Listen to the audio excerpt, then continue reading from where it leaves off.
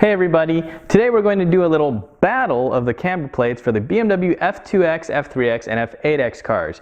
Right here we've got ground control, Vorshlag, and Millway that we're going to take a little deeper look into. I want to see what features these have, how they're designed, what kind of monoballs, thrust bearings they use, and then it'll be fun to compare the designs against each other to see if some of these are clearly better or worse than the others. Alright, so here we have the lineup in front of us, and starting from left from right we have the ground control, in the center we have Vorshlag, and over on the right we have Millway. So let's go ahead and start by taking a look at this ground control. And just looking at this on the top side compared to the others, in my opinion this one looks like it has a lot going on. The Vorshlag is pretty, monotone in color. Same with the Millway. You have some different colors slightly here and there, but there's just a lot going on this ground control. We have this big nice chrome piece, we have this other chrome ring, and then we have all this different text on the plate itself, some of it which is very helpful because they give you the mounting torque. So they say, hey, for these studs to mount the camber plate to the shock tower, 15 foot-pounds. If you're using a non-M strut bar, which doesn't apply to this one because this is for a M2, M3, M4, then you use 24 foot-pounds for that. And it tells you, hey, this is the driver's front, pointing that way, so you can't accidentally, misorient it. When we look on the back side of this, we can see that continues with a lot going on. We have this, ring down here that holds the studs that mount through the shock tower. So this is a very different design from the Vorshlag or the Millway, where they use conventional bolts. I think you probably can even reuse the stock bolts to mount these to the shock tower, just like the OE top hat. But with the ground control, well, they have this ring with studs, and then they give you these nuts on top to secure it, and that's probably why they have a lower mounting torque than these guys, which is roughly, let's say, 21 foot-pounds instead of this 15. If we look at the back side of the ground control some more, we can see they have this thrust bearing here, and I don't know if you can hear this, but it sounds pretty gritty. And unfortunately, that seems to be kind of a downside of these ground control thrust bearings. I've seen a bunch of these where even if the bearing is fully intact, and all the seals are together, it just still lets a bunch of dirt and grime in. So it's not very effective at keeping that out, unfortunately. And it causes these things to not rotate as well as they should and to bind up. Now, one thing that is nice about these ground control thrust bearings, though, is that you can separate the spring perch from the bearing unit itself. So I just used a little tool earlier and kind of pried this up so I can pop it off, and that allows you to change the spring perches to whatever type you may need. So this one here is for a 2 1/4 inch spring, but if I wanted to, I could buy a 2 1/2 inch 65 millimeter spring perch from ground control, or even an OE diameter spring perch, and then just pop it on this bearing, and then these bearings, they slide onto this main kind of a gray part right there. So even though these things get a bunch of dirt, grime in them and wear out, well, at least you can replace them, unlike some of the other designs, which are a little bit more difficult. Looking at the back side of this camber plate some more, we can see we have some fasteners going through, secured with nuts, and what that is doing is that's for all these little hex screws up top here that secure the silver ring to the main red camber plate body. And it's very apparent to me that ground control designed their camber plates to be pretty modular, so that they could only crank out a bunch of these main red body pieces, and then depending on the application, just add little parts here and there. Like, for example, if you get the regular F2X, F3X camber plate, well, this silver ring doesn't on top doesn't exist for it, or it's not included, rather. And so if you got an F2X, F3X one with, you know, the same 5 or 3 bolt pattern, and then you wanted to transfer it to a M car, well, then you could buy this extra silver ring and these, you know, little hex screws, install it on your camber plate, and then you'd be good to go. And you can also see here, there's this hole, and that's where the you know, regular 234 series strut brace would normally be mounted to. And you can see here, on this M1 it's there, but it's not being used because, well, this is modular. So, you know, good on them for designing things for manufacturability and to keep their costs down. Whether or not that's better for the consumer, I don't know, because it does complicate the design. And as you can see, there's just a ton of fasteners all over this thing.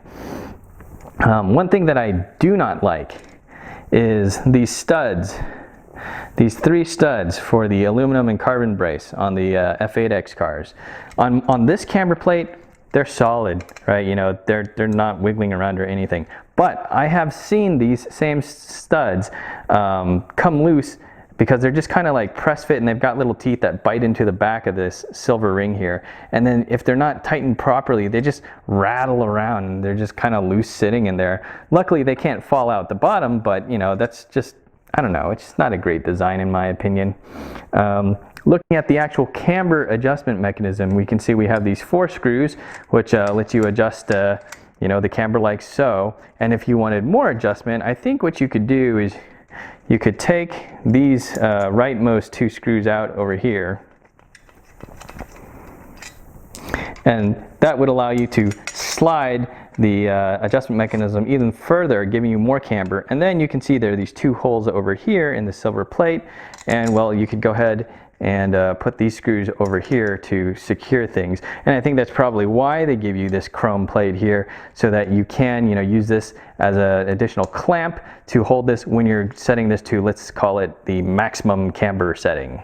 So with these you know, screws in their original positions, you get about 15 millimeters of camber adjustment, and then if you take those out, move them to the back side, then you can get up to about 35 millimeters of camber adjustment. So quite a bit.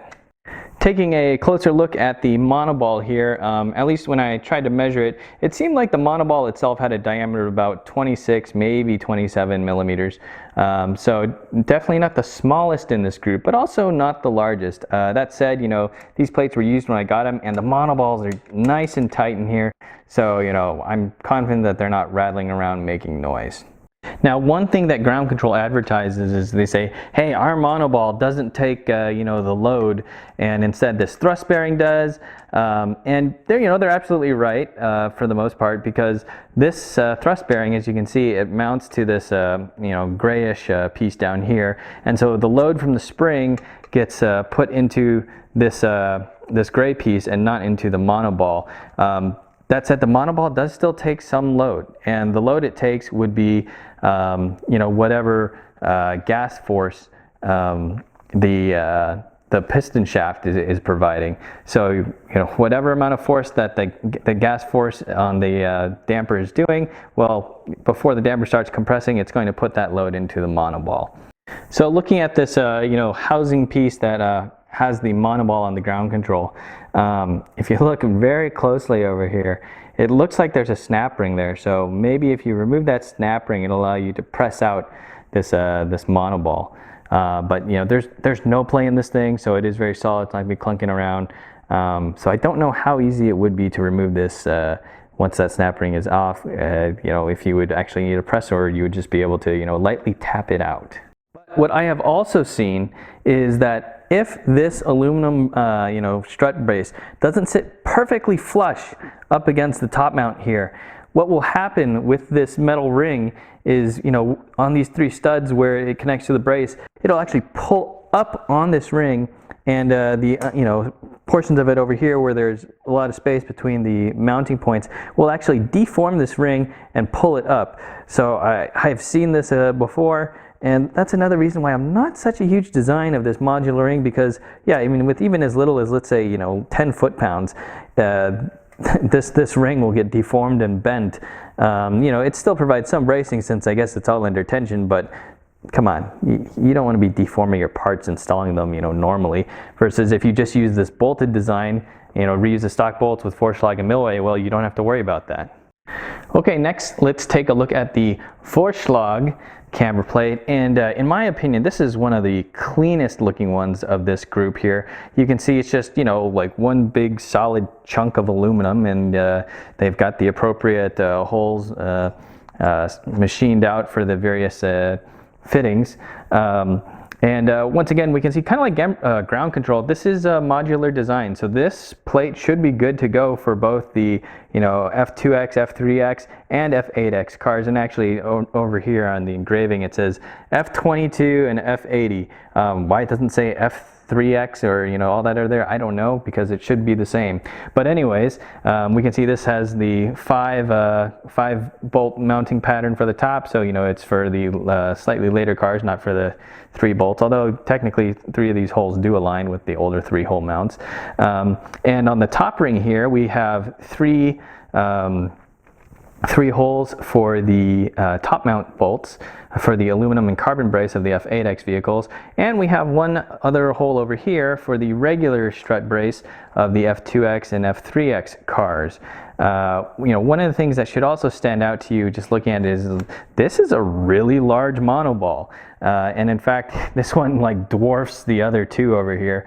This one in diameter is something like 33 millimeters, so much larger. And that's one thing that Vorshlag likes to advertise to. They say, hey, you know, our monoball is much larger, it can take more load than anyone else's, and you know, they're probably right. One of the downsides to using such a large monoball, however, is like, look how deep this is. And in order to, you know, get your top nut on there, well, you have to have a very deep top nut like they have here. As you can see, that drops way down in there.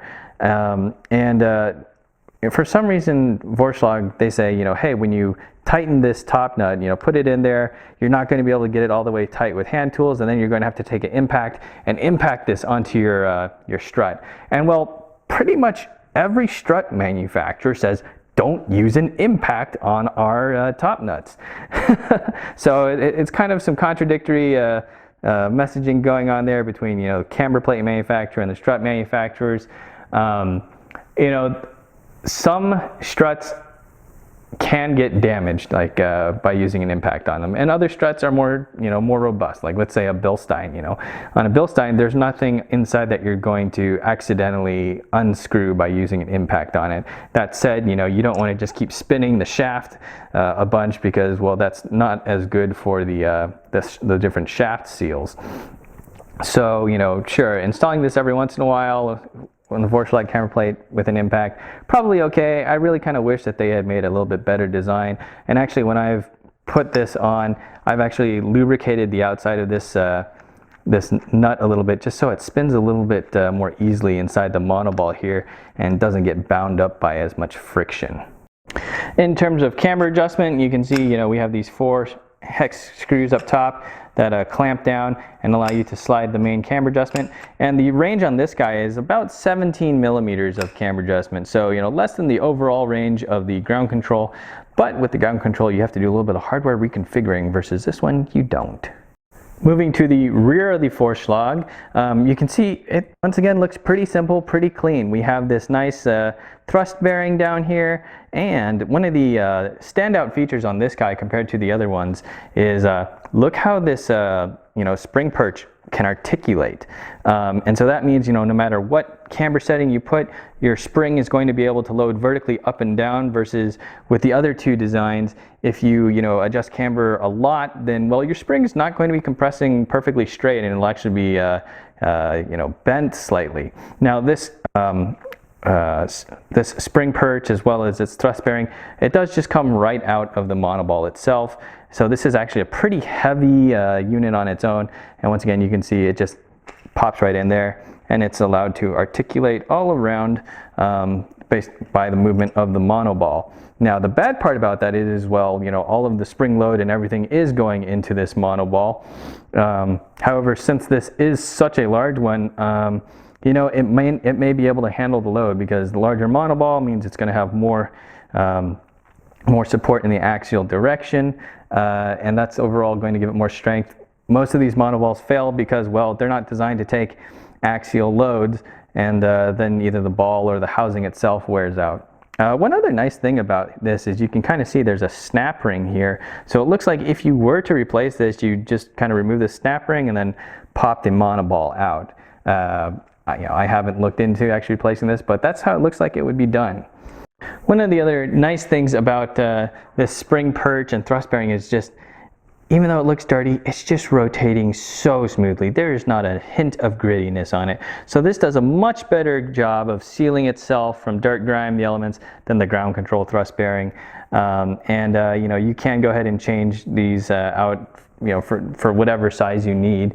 If you want a 60 millimeter, 65 millimeter spring perch, you can go ahead and get that from Vorshlag. The one downside of the Vorshlag is if you wanted to go from like a standard coilover size spring, so let's say you're 60, 65, 2.5 inch spring to a OE diameter spring perch, well, then you have to kind of get a new plate. For some reason, they're not as interchangeable as the ground control, where you can go between all three. So that is one limitation of the Vorshlag.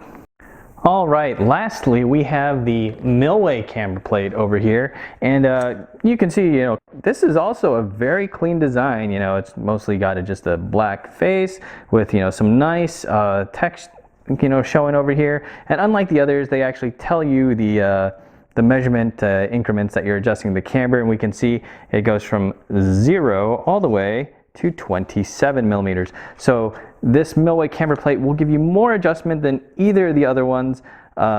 Just right off the bat, sure, the ground control, you can get more adjustment. However, you do have to do some hardware flipping around and things like that.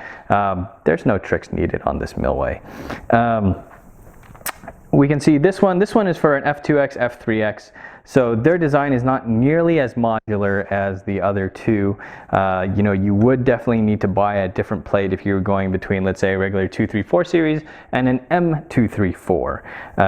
Why is that? Well, you can see that the other mounting points for the aluminum and carbon fiber strut brace are missing on this, but we do have the mount over here for the regular 234 series strut brace. So that is one difference in how these are designed. This one's obviously less modular, but I don't know, I can't really say I've seen people swapping their camber plates or upgrading from M234 or regular 234 to M234 too often. So I'm not sure how much of an issue that really is. If we look on the back side of this, you can see this is the original, the OE thrust bearing that comes with your 234 and M234, and it just pops right on there. So you take this off of your stock top mount and you just pop it on the Millway. And these are quality thrust bearings. I've seen these go many tens of thousands of miles, 100,000 miles, whatever, and they're still rotating nice and smooth. They're not gritty or anything. So good job on Millway for using something that's already good, proven, and it's not going to cost you anything to add on here, because you just pop it off your old one and put it on here. The one downside is that if you're going to use a coilover, a standard coilover spring, so 60, 65 millimeter or 2.25 or 2.5 inch coilover spring, you do need to buy a separate adapter for this. And here is what one of those adapters looks like. And this one actually is from Millway, and it's to adapt this OE spring diameter down to a 60 millimeter. And then I have this little plastic shim on there to adapt it to 65 millimeter or 2.5 inch. And then, you can see that just pops on there like that. So it does add a little bit of stack height, but it's not the end of the world. And some coilover kits are designed to do it like this. Like, for example, if you got a Olin's Road and Track kit, well, they include an adapter piece that's basically identical to this to adapt the OE spring perch to their 2.5 inch or 65 millimeter coilover spring that they use. Now, one downside to the Millway monoball plate is the size of the monoball they use. It looks to be like a 25 millimeter monoball, and in my personal experience, these things just don't last all that long. Like this one, it's got very little tension. I can spin it all around very easily. I did a video showing how this part fails, and then it gets loose, and it's actually loose enough there. If I push up and down, I can feel there's play in there, and that makes a clunking sound inside. So definitely not as strong of a monoball as the ground control or the Vorshlag. And unfortunately, my experience, it doesn't last all that long. I had a friend with one of these that wore it out in less than 10,000 miles. And to make things a little bit worse, Millway doesn't have a very easy method of removing it. Well, I mean, conceptually it's easy, and if you look down here you can see this locking ring with 4 indentations for like a spline tool to go in there, and you unscrew the ring and then you can go ahead and press out the monoball from the top. But the problem is like this is not a non-standard tool to get in there and do that, and I've tried using, you know, punches and hammering on the side to see if I can get this to rotate a little bit on its own, or tried using, you know, multiple screwdrivers or whatever, and like I've just not been able to get one of these these rings to move without that special tool that has to come from Sweden. So yeah, you can buy replacement monoballs from Millway, but getting the actual tool to replace them, a little bit more difficult. Now, Millway does make a street version of these camber plates that replaces this monoball assembly with a, you know, like kind of like a metal washer mount in polyurethane, and that's what I personally run on my F31, and it works great. The only downside to that is, well, you don't get quite as much camber adjustment, but it's still enough for me, you know, to get the -2.5 degrees that I'm looking for on that car. And because the polyurethane is there instead of this monoball, it really doesn't introduce much noise either. And just like the ground control, because the thrust bearing itself mounts and pushes up against the plate, you know, you're not putting a bunch of spring load into this monoball. But as I said earlier, you know, it doesn't matter because the gas force from your strut is still going to put some load on the monoball, and as I've personally seen, will still wear it out. Another downside to, you know, this type of implementation is, unlike the Vorshlag, as you adjust the camber on this thing, your spring perch cannot rotate or cannot pivot to match the angle. So you are putting a bending or a straining side load on your springs, and that can cause them to, well, you know, take a set or not be straight after a while. Is that a huge major issue? Not really, but it is something to consider. So I guess the last thing I want to talk about is some of the hardware that you use to mount these different camber plates. You know, we saw with the ground control, they use their own studs with their own nuts, and therefore they say, hey, mount this at 15 foot-pounds instead of, you know, the roughly 21 foot-pounds that each of the stock bolts gets mounted with. The Vorshlag comes with these nice, you know, grade 10.9 bolts, so very, very strong. You should have no problem just torquing those to the original torque spec. And on the Millway plate, it's kind of interesting. They actually changed the hardware that they come with, and on some older plates I have, they came with grade 10.9 bolts, and in the newer ones they're coming with these little hex head bolts that are grade 8.8, so weaker. And I believe that they also ask for a lower torque spec than the stock bolts. So just one, you know, kind of interesting thing, you know, maybe it's a cost-cutting measure on their end. Actually, I'm pretty sure it's a cost-cutting measure on their end. But you can also see ground control does the same thing. So personally, I would have liked to see the stronger bolts and, you know, using the OE torque specs, kind of like the Vorshlag, but it may not matter that much at the end of the day. So looking at the 3 camber plates we took a look at, I think, you know, both the Vorshlag and the ground controller somewhere around the $550 to $600 range, and the Millways are significantly cheaper, like around the, let's say, $425 to $475 range. You know, if it was just between these 2 higher priced camber plates, well, I think I would take the Vorshlag every single time. In my opinion, there are just too many failure points on this ground control, from the, you know, thrust bearings that get dirt and grime and fail, to, you know, all this extra hardware that's just excessive. You know, sure, it's great for them and their manufacturing commonality, but for the user, I think it's not as good that way. And like I said, I've seen these posts get loose from this ring and rattle. I've seen this ring get deformed. And well, those are failure modes that just can't happen with the Vorshlag design because it's just one solid piece. You know, once again, we have the stronger hardware and you can just use your stock torque specs on that. And we have this larger, you know, monoball that can take more load, as well as the articulating spring perch. So, you know, I guess time will tell how long that monoball lasts, because you are getting significantly more load into it, but it does seem to be pretty good at first glance. You know, the Millway, it's a very simple design, very clean design. I just can't recommend the monoball version because of how I've seen them fail and how not that easy it is to replace them. However, the street version I will recommend any day of the week if all you need to do is get, you know, let's say up to about -2.5 degrees of camber, because well, I've had an excellent experience with that. Had a couple friends I've installed them for that they're also running great. You know, doesn't have that same monoball failure mode, and you still get this clean design, and it's still quite a bit cheaper than the other two options.